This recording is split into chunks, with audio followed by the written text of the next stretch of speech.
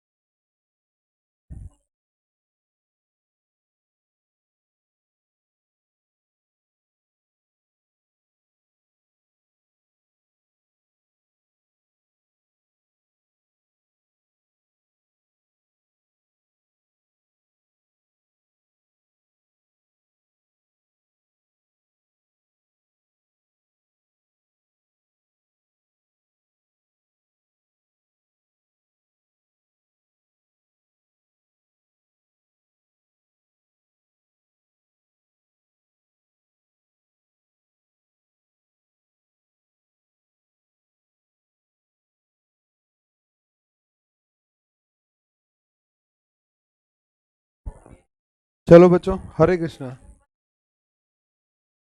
कल last class में क्या चल, एक बार बुक देना, एक बुक देना बेटा।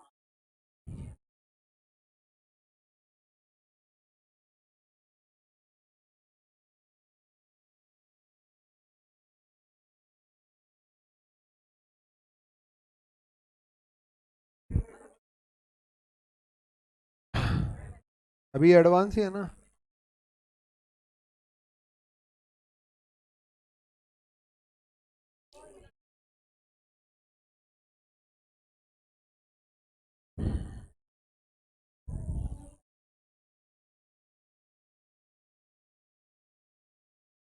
क्वेश्चन नंबर कौन सा चल रहा था?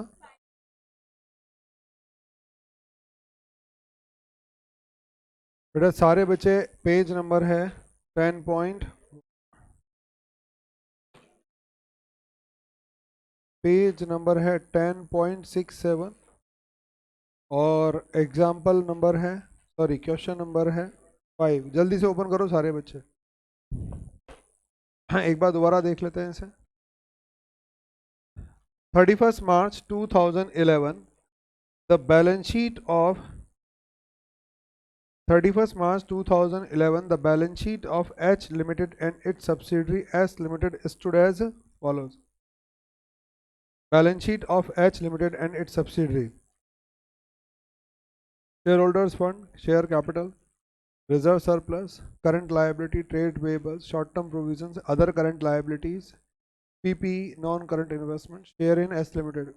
तो ये जो नॉन करंट इन्वेस्टमेंट है सारे किस में है? ये सब्सिडरी में।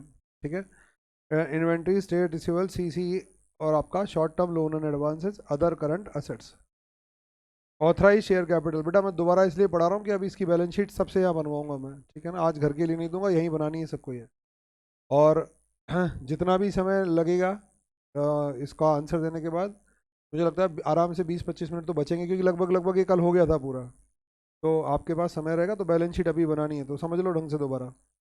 Share capital, authorise share capital, equity of ₹10 each fully paid up, issued subscribed equity capital 10 each fully paid up, reserves and surplus, journal reserve, P&L total,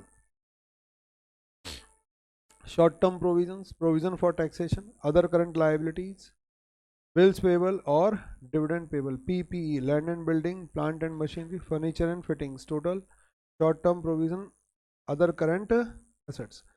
number 1, 7 notes to account है, तो मैंने आपको हमेशा कहा जो आपके पास बैलेंस शीट में नोट्स टू अकाउंट है, एटलीस्ट क्या करना है आपको, वो तो लगाना ही लगाना है, उससे तो समझौता करना ही नहीं है। हाँ, आप चाहो तो 2 4 5 एक्स्ट्रा जो लग रहे हैं वो आपको लगाने पड़ेंगे।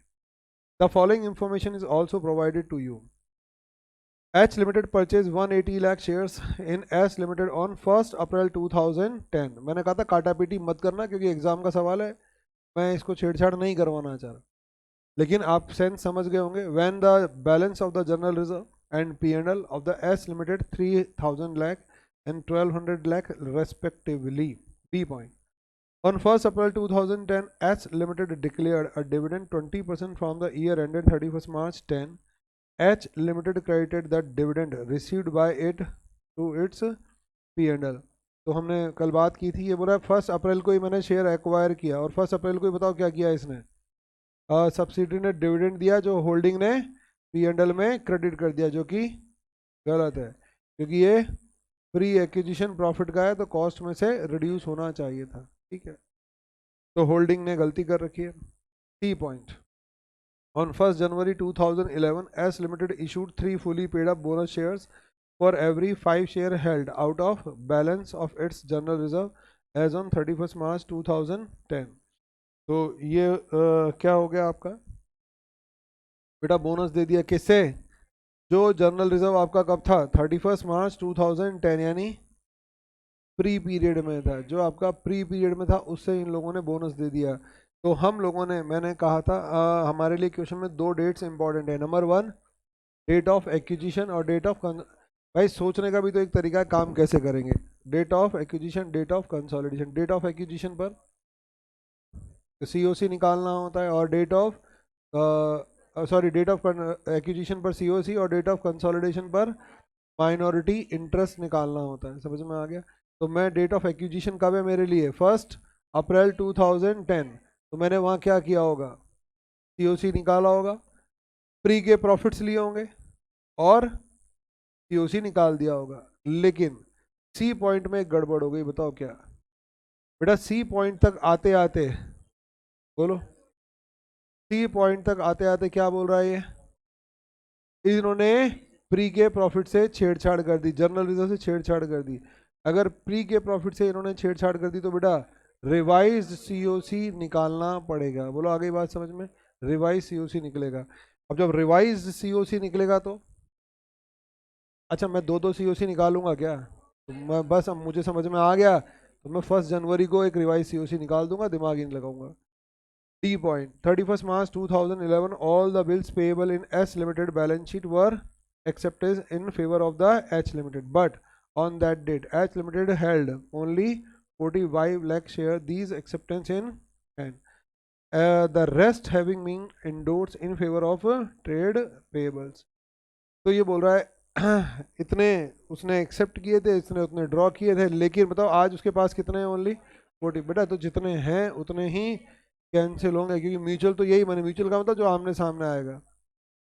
Next 31st March 2011 S Limited inventory includes goods which it had purchased 100 lakhs from H Limited which made profit 25। तो बताओ ये क्या होगा, अनरियलाइज प्रॉफिट को जन्म देगा, प्रिपेयर कंसोलिडेटेड बैलेंस शीट। तो हमने नंबर 1 बताओ क्या निकालना था, होल्डिंग पैटर्न। अब एक चीज दिमाग में रखना बेटा, आप लोगों ने कल जो गलती की थी, मैं नहीं चाहता वो गलती रिपीट हो।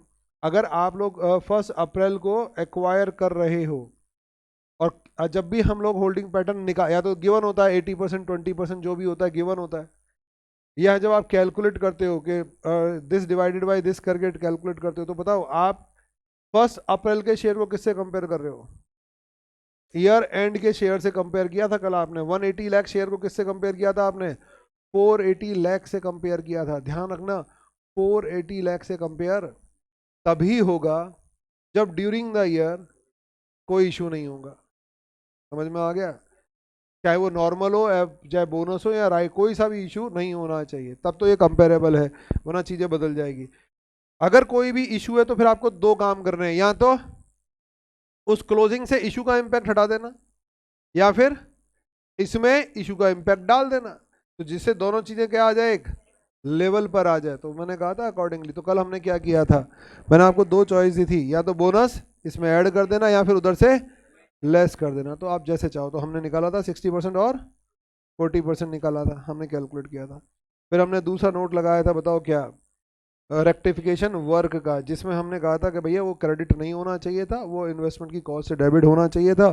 तो हमने उसकी एंट्री भी बना दी थी ताकि हम लोग दिमाग में रख सके, और एंट्री आई थी 180 लाख पर 20% हमें मिला होगा। चलो फिर हम आगे गए थे, बताओ फिर हमने क्या किया था, COC कैलकुलेशन, लेकिन हम रिवाइज की बात कर रहे हैं। तो हमने COC कैलकुलेशन के लिए क्या किया था, जल्दी से बोलो, पहले जर्नल रिजर्व, हाँ कुछ भी ले लो, जर्नल रिजर्व प्री प्रॉफिट्स को कैलकुलेट किया था। जनरल रिजर्व कितना था बेटा, 3000 माइनस 1800, क्योंकि मैंने कहा था रिवाइज ले रहे हैं हम, पुराना नहीं ले रहे। 1800, ये आ जाएगा जो भी आना था। फिर पी एंड एल 1200 माइनस 600, ये आ गया जो भी आना था, ठीक है, ये आ गया। नेक्स्ट अगला पॉइंट सी ओ सी, ठीक है। अब रिवाइज्ड सी ओ सी निकल जाएगा आपका, वो आप लोगों ने निकाला भी था कल, जो भी आना था आ गया। फिर उसके बाद हम डेट ऑफ कंसोलिडेशन पर गए थे, कितना आगे, कितने वर्किंग नोट हो गए थे। फिर हमने पोस्ट पीरियड माइनॉरिटी इंटरेस्ट निकालना था, लेकिन माइनॉरिटी इंटरेस्ट से पहले पोस्ट पीरियड प्रॉफिट और लॉस कैलकुलेट करना था। जब हमने पोस्ट पीरियड प्रॉफिट और लॉस कैलकुलेट किया तो बताओ क्या किया। नंबर वन,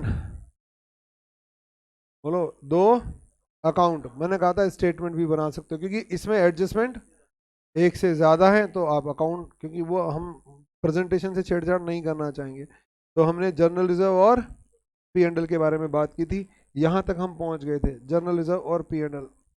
बेटा कल हमने जर्नल रिजर्व बनाया था, journal reserve,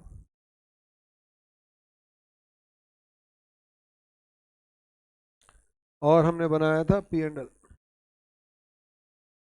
bye balance B D, कितना था ये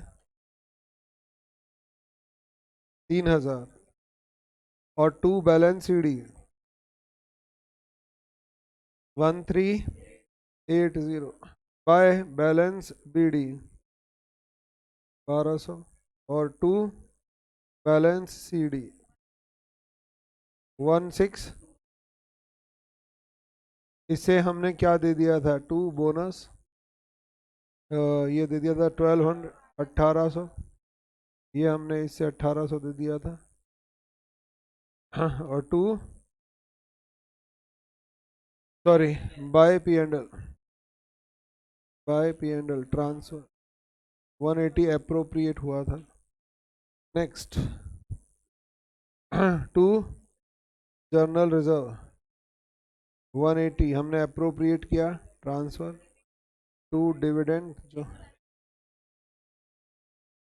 बाय नेट प्रॉफिट अर्न 1200। बोलो बात समझ में आ गई, अब सोच समझ के जवाब देना।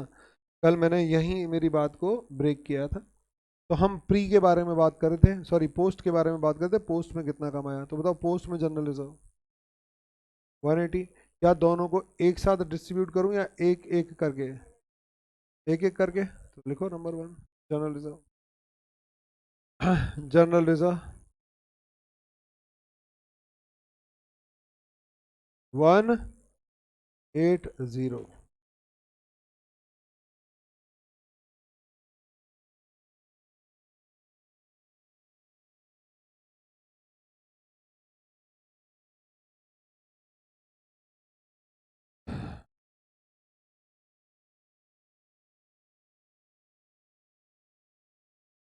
इसे एलोकेट कर दो, कर दिया, कितना आ गया 1072, कर दिया एलोकेट, खत्म।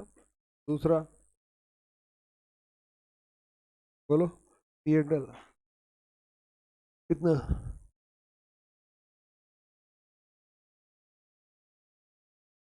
पी एंड एल जल्दी बोलो, 1200, ठीक है ना। लो मैं बता देता हूँ, 1020, अरे बेटा 1200 थोड़ी बांट दोगे, 1200 में अप्रोप्रिएशन नहीं किया क्या आपने, 1200 तो कमाया, नेट प्रॉफिट बोला है मैंने, नेट प्रॉफिट। अगर आप 1200 बांट दोगे तो वो 180 अगेन डिस्ट्रीब्यूट हो जाएगा। नेट प्रॉफिट से आपने क्या किया, अप्रोप्रिएशन कर दिया, तो अप्रोप्रिएशन को तो अलग से ट्रांसफर कर दिया ना, तो 180 क्या होगा अब, अलोकेट होगा, 1020 अलोकेट कर दो। और जब आप अलोकेट कर रहे हो तो बताओ कितने का अलोकेशन हो गया अपने आप, 1200 का हो तो गया, 1200 तो कमाया था, लेकिन कुछ पोर्शन आप जनरल रिजर्व में ट्रांसफर कर चुके थे और कुछ पोर्शन पीएनएल में ही पड़ा है अभी भी। बोलो, तो ये हमने अलोकेट कर दिया दोनों में, मुझे लगता है बात समझ में आ गई। चलो आगे, ये 1200, ये सारे बच्चे बताओ क्या करते हैं, 1200 तो यहाँ बांटते हैं और 180 यहाँ बांटते हैं। बेटा गलत हो जाएगा, ये नेट प्रॉफिट है, और नेट प्रॉफिट जो करंट ईयर में कमाया, अप्रोप्रिएशन करंट ईयर से किया है ये, तो आप पी एंड एल को दोबारा डिस्ट्रीब्यूट नहीं कर पाओगे। चलो मैं आगे, मुझे लगता है शायद बात समझ में आ गई। हटा दूं इसे? बेटा ऑनलाइन वाले बच्चों जल्दी से बोलो, यहाँ तक क्लियरिटी है?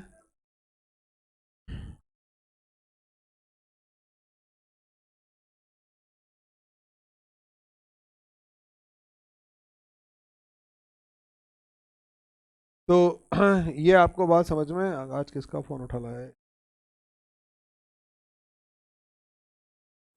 तो ये हमारे एक पॉइंट और क्लियर हो गया। बताओ क्या हो गया ये? Post period profit. जल्दी से माइनॉरिटी इंटरेस्ट निकालो फटाफट। अब सारे बच्चे माइनॉरिटी इंटरेस्ट निकाल सकते हैं। माइनॉरिटी इंटरेस्ट,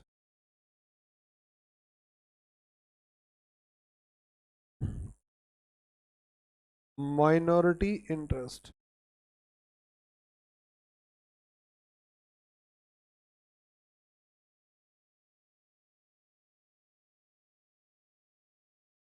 हाँ बोलो फटाफट। Share in share capital 190 1920 plus बोलो शेयर इन कैपिटल प्रॉफिट्स। कितना है? 720 plus share in journal reserve 72 plus share in P and L 408 3120। ये आ गया आपका माइनॉरिटी इंटरेस्ट।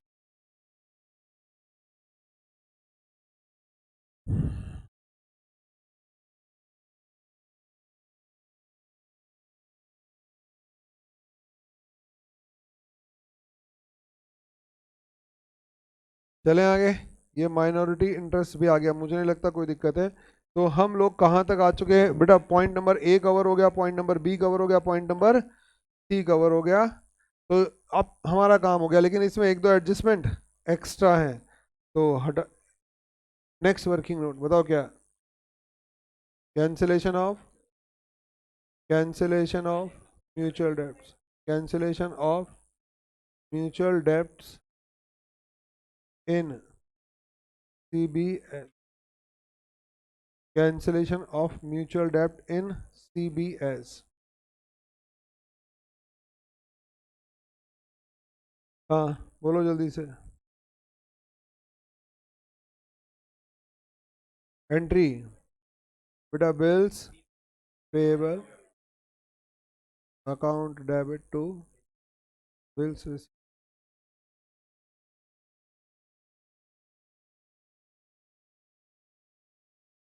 45।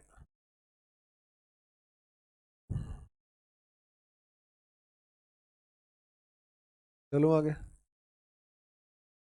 नेक्स्ट, और बोलो फटाफट।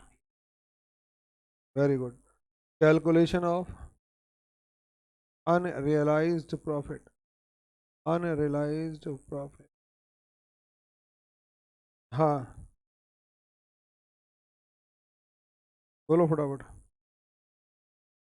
On 31st March 2000, S Limited inventory includes goods which it had purchased for 100 lakhs from H Limited। बताओ किसने बेचा था? बेटा H ने S को बेचा 100 की चीज 125 में। कितने का प्रॉफिट बुक करके बैठ गया? 25 का प्रॉफिट बुक करके बैठ गया। अरे 100 की चीज कॉस्ट प्लस 25 ही तो है, तो 125 में बेची तो 25 का ये प्रॉफिट बुक करके बैठ गया। हाँ कोई दिक्कत नहीं है। लेकिन बताओ ईयर एंड में क्या हुआ? बेटा ये एस लिमिटेड, अगर एस लिमिटेड बेच देता तो कोई इशू नहीं था, लेकिन एस लिमिटेड सेल नहीं कर पाया। तो बताओ ये दोनों ग्रुप के पार्ट हैं, तो ये बताओ क्या आएगा? यहाँ आएगा या नहीं आएगा? किस लिए आएगा? कंसोलिडेशन पर्पज से आएगा। बेटा ये वापस ऐड होगा, तो होल्डिंग की इन्वेंट्री और सब्सिडरी की इन्वेंट्री बताओ क्या होगी? अरे प्लस होगी या नहीं होगी? ऐड होगी। तो बताओ यहाँ पर बेटा 100 पर ही तो आनी चाहिए ना। तो बताओ कितने रुपए एक्स्ट्रा है इसमें? 25 रुपए। तो होल्डिंग क्या करेगा बोलो? बेटा अपना P&L डेबिट करेगा। कितने रुपए से? 25, क्योंकि वो अनरिलाइज है, वो रिलाइज ही नहीं कर पाया जबकि वो पीएनएल में बुक करके बैठा है। और बताओ ये जो स्टॉक आएगा इसे, स्टॉक को क्या करेगा? 25 से कम करेगा। बेटा जैसे ही स्टॉक 125 का आया और स्टॉक को इसने 25 से कम किया तो ये कितने का रह गया? 100 का। और कॉरस्पॉन्डिंग डेबिट क्या होगा? पीएनएल डेबिट होगा। तो ये पीएनएल डेबिट, तो कंसोलिडेटेड फाइनेंशियल स्टेटमेंट का पीएनएल भी करेक्ट हो जाएगा और इसका इन्वेंट्री भी करेक्ट हो जाएगा। क्योंकि मैंने आपको भेजा और घूमकर वापस मेरे पास आ गई तो बेटा वो तो 100 पे ही रिकॉर्ड होगी ना, मेरे पास 150 पे थोड़ी रिकॉर्ड हो जाएगी। क्या बात समझ में आई सबको? तो लिखो यहाँ पर unrealised profit, unrealised profit, unrealised profit,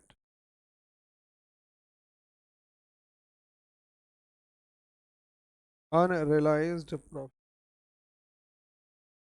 कितने रुपए? ये हमारे पास लौट कर आ रहा है 100 लाख का। 100 lakhs divided by 125 into 25, 20 lakh. Entry कर दो इसकी, एंट्री P&L टू इन्वेंट्री 20 और 20, तो 20 से नहीं 20 से, क्योंकि बेटा श्रेया वो तो मैं वैसे ही समझा रहा था, ठीक है ना। वो मैंने 100 की चीज मैंने 125, मैंने बेटा वो 100 रुपी बोला था, ठीक है ना, मैंने ओवरऑल फिगर नहीं बोला था। ये 20 lakhs हो गए। समझ में आ गया सबको? चलो अभी ये तो हो गया क्वेश्चन का काम, तो अब बताओ क्या करना है। अरे नहीं, मैंने कहा था ना वो 2 काम एक्स्ट्रा कर लिया करो, आपके लिए फायदेमंद रहेगा, वरना बाद में फंसोगे आप लोग, नहीं होगा वो वहाँ बैलेंस शीट में। तो वो आपकी चॉइस है वो, लेकिन मैंने कहा था हमेशा बनाने में फायदा है। तो बताओ reserve and surplus, reserve and surplus in CBS. हाँ बेटा ये ज़रूरी है, बुक बनाए नहीं बनाए इस बात से फर्क नहीं पड़ता, हमारी कन्वीनियंस के लिए ज़रूरी है। Reserve and surplus, reserve and surplus in CBS, दो ही हैं इसके, जर्नल रिजर्व एंड पी&एल।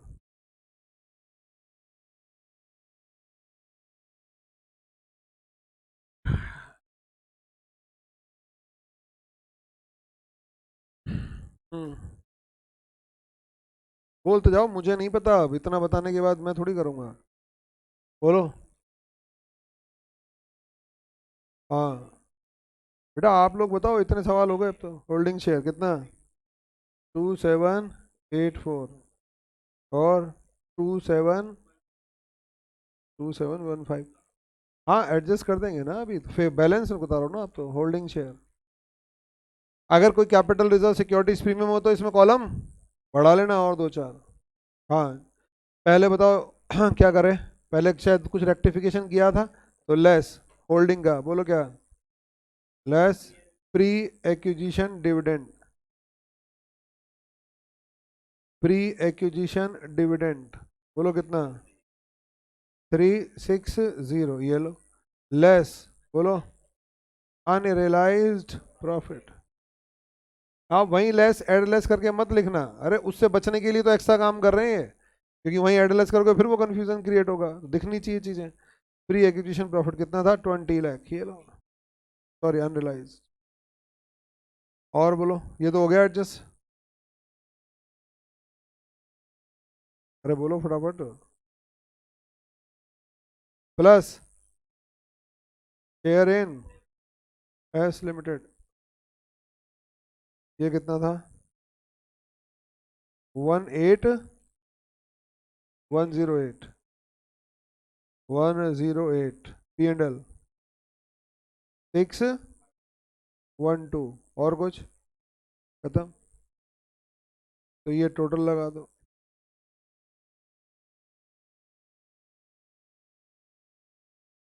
वहाँ गुडविल आई थी, कैपिटल रिजर्व आया था? कैपिटल रिजर्व आया था क्या? तो फिर तो मैंने कहा था ना एक अगर कुछ आ जाए तो यहाँ कॉलम बढ़ जाएगा। तो बताओ यहाँ पर capital reserve holding share balance कितना लिख दो,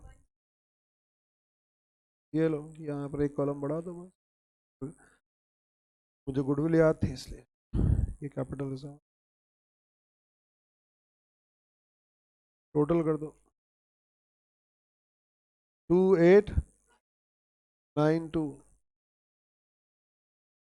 2947, ये एक काम और हो गया। अब मैं वहां जाकर लिखूंगा ना तो क्या लिखूंगा, खाली general reserve, P and L और कैपिटल रिजर्व आउटर कॉलम में। बस अब मेरा काम हो गया। और देखो बच्चा पता है ये काम कहाँ करता है वो मोस्टली वो नोट्स टू अकाउंट, और फिर परेशान हो जाता है क्योंकि फिर ये नोट्स टू अकाउंट में रहता बिखर जाता है, वहाँ आप कॉलमनार फॉर्म में नहीं बना सकते, वहाँ तो फिर आपको स्टेटमेंट फॉर्मेट में बनाना पड़ेगा, वहाँ फिर दिक्कत आती है इन चीज़ों में हैंडल करने में। चलो एक काम और हो गया, बताओ मेरे हिसाब से एक और कर लेना चाहिए, बाकी आपकी चॉइस है, अगर ये आप वहाँ टैकल कर सकते हो तो वहाँ टैकल हो जाएगा, बताओ क्या। पी नहीं नहीं, अरे हाँ इसमें तो रिवैल्यूएशन है ही नहीं बेटा, इसमें रिवैल्यूएशन नहीं है, तो मुझे नहीं लगता कि पीपी बनाना है, ना ना बेटा अदिति नहीं बनाना पीपी, मैंने कहा ना ये एक्स्ट्रा काम कर रहे हैं बेटा, इनके मार्क्स नहीं होंगे क्योंकि मोस्टली बुक्स नहीं करती ये काम, ठीक है ना। तो पीपी में कब बनाऊंगा, जब वो रिवैल्यूएशन का ड्रामा होता है ना, तो वो फिर क्या है ना वहाँ गड़बड़, अब तो मुझे खाली लाइन टू लाइन ऐड करना है। मैंने आपको लास्ट में कहा था कि मेरे पास कितने मिनट बचेंगे, आराम से 20-25 मिनट बचेंगे, ठीक है। और मुझे लगता है अब फटाफट लिखना स्टार्ट कर दो, मुझे यहाँ बैलेंस शीट बना के दिखाओ, अभी मैं सबकी बैलेंस शीट चेक करता हूँ, ये होमवर्क नहीं है, सारा काम हो चुका एक्सेप्ट बैलेंस शीट, और बैलेंस शीट में हर उसके साथ साथ के साथ नोट्स टू अकाउंट लगेगा, फटाफट बैलेंस शीट बना के दिखाओ।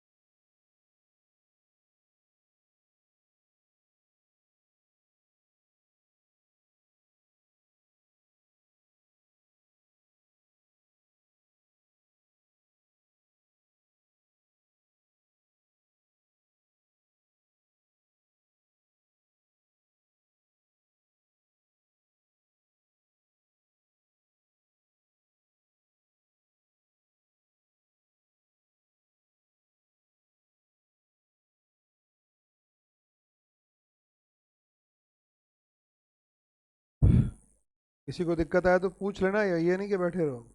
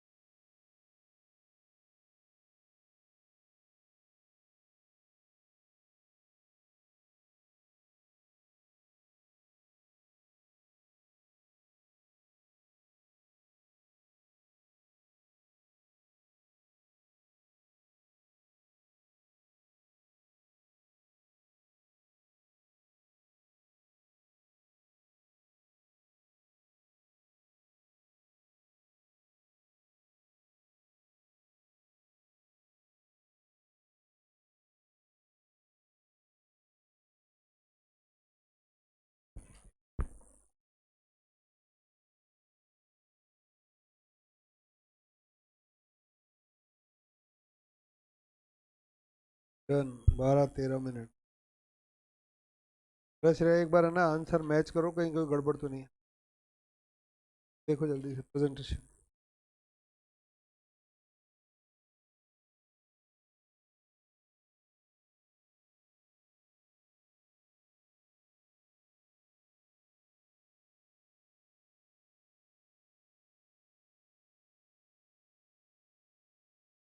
डन।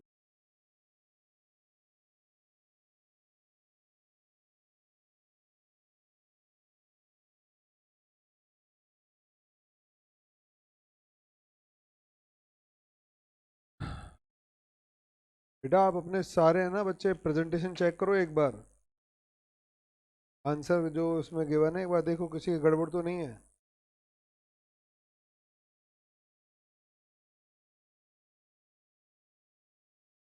कि यहाँ एक भी बच्चे का नहीं हुआ यहाँ पर तो।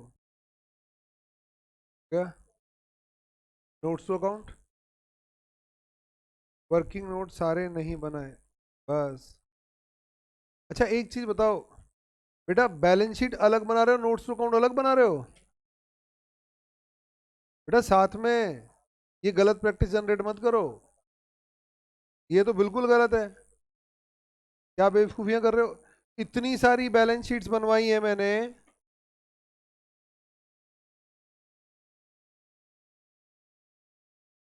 फॉर्मेट पहले बनाया मतलब? ना ना, वो तो अलग, ये नालायक पूछ के आ रहा हूँ। शेयर कैपिटल नोट नंबर 1 पहले इसको निपटाया, हाँ। ये करना है बेटा, यही तो चीज चेक करनी है। सारे बच्चे प्रेजेंटेशन देखो अपना। आप लोग काटा छाटी करते हो, मैं बार बार बोल रहा हूँ, एक एक 1.5 नंबर इनके चले जाते हैं आपके हाथ से। फिर आप लोग बोलोगे हमारी बैलेंस शीट टैली हो गई, क्वेश्चन सही था हमारा। सर 2 में नोट नहीं बनाए, बाकी सब बनाया है। सर 2 वर्किंग नोट नहीं बनाए, बेटा 2 वर्किंग नोट नहीं बने तो गए ना 2 नंबर 18 में से। All done. Very good.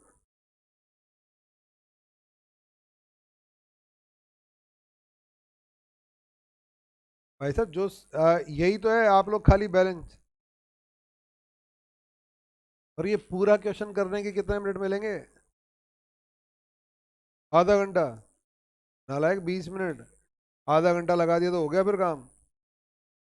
फिर तो हो गया पेपर ढंग से, अगर इसमें आधा घंटा लगा तो।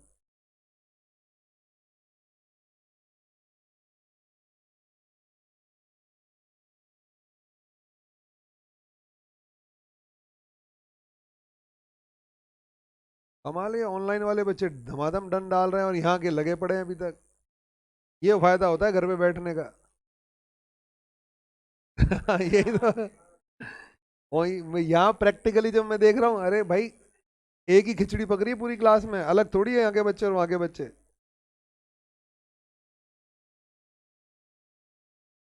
ऑनलाइन वाले लगभग सारे डन डाल चुके हैं और यहाँ लगभग सारे ही चल रहे हैं अभी तक। हाँ नहीं, मैं समझ रहा हूँ मैं ऑनलाइन का और प्रैक्टिकल का डिफरेंस। बेटा जो बुक्स में है वो तो सारे लगेंगे ही लगेंगे। लाइन टू लाइन कौन से? ट्रेड रिसीवल, क्या डेटर क्रेडिटर डेटर के बारे में बता रखा है क्या? नहीं, हम पहले काम कर चुके हैं। अगर ट्रेड रिसीवल बोला तो सीधा ऐड कर दो ना। और नहीं, नहीं मैं बोल रहा हूँ ना, अब ट्रेड रिसीवल सीधा ऐड कर दो। और अगर आपको लगता है नहीं तो ट्रेड रिसीवल का नोट लगा दो। अब बुक में तो देखो मैंने क्या कहा आपको, बुक में एच लिमिटेड और एस लिमिटेड, बेटा आधे केसों में लगेगा, आधों में नहीं लगा मिलेगा। फिर आप बोलोगे साहब ट्रेड रिसीवल श्योर एंड सर्टेन कब लगेगा? जब डेटर और बीआर बता। ट्रेड रिसीवल का 101% तभी लगेगा जब डेटर्स और बीआर बता रखा है, और नहीं तो आप लगा दो तो बेटर है, क्योंकि बुक कभी लगाती है और कभी नहीं लगाती। ट्रेड पेबल्स, बेटा ट्रेड पेबल्स आप क्वेश्चन देखोगे कभी दोनों को उठाकर जोड़ देगी और कभी फिर ट्रेड पेबल्स का क्या लगा देगी, वो एच लिमिटेड और एस लिमिटेड नोट लगा देगी। अब आप बोलोगे सर कभी, आप फिर एक हैबिट बना लो अपनी, बताओ क्या, हमेशा नोट लगाने की। लेकिन 101% बुक कब बनाएगी? जब ट्रेड पेबल में बताओ क्या बता रखा होगा उसने, क्रेडिटर्स बता रहा होगा, तो वो 100% लगाएगी। ऐसे केसेस में वो कभी लगाती है कभी नहीं लगाती। तो आप उससे बचना चाहते हो झंझट से, तो आप हमेशा लगाना चालू कर दो। तो सबके लगाओ ना, तो क्यों घबरा रहे हो? आधा आधा एक एक नंबर कट जाना है, कुछ लेना देना है नहीं। 20 नंबर, बेटा आप समझो ना, एक सवाल 20 नंबर का है, तो आपको काटा पीटी नहीं करनी चाहिए। मार्क्स भी तो 20 मिल रहे हैं एक क्वेश्चन करने पर। अगर हमें, हाँ ये क्वेश्चन अगर 12 नंबर का होता तो नेट कर लेते, कुछ स्किप हो जाते, बुक भी स्किप कर देती। अब क्वेश्चन ही 20 नंबर का आया हुआ है और आएगा भी 20 का, क्योंकि बच्चा सॉल्व करने के बाद भी बताओ कितना समय लगा देगा। अगर आपको रटा हुआ भी होगा ना, तो भी बेटा 20 मिनट लग जाने आराम से, रटा हुआ भी होगा तो लिखते लिखते 20 मिनट लग जाने इसमें। और अगर सोचो सोच सोच के लिखा तो आधा घंटा। तो आप बोल ही रहे हो अपने मुंह से, ठीक है।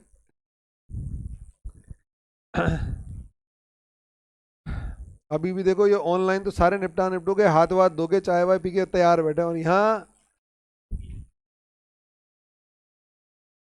ना ना, बेटा वो ग्रुप में शो ही नहीं होगा ना, एलिमिनेट हो जाएगा।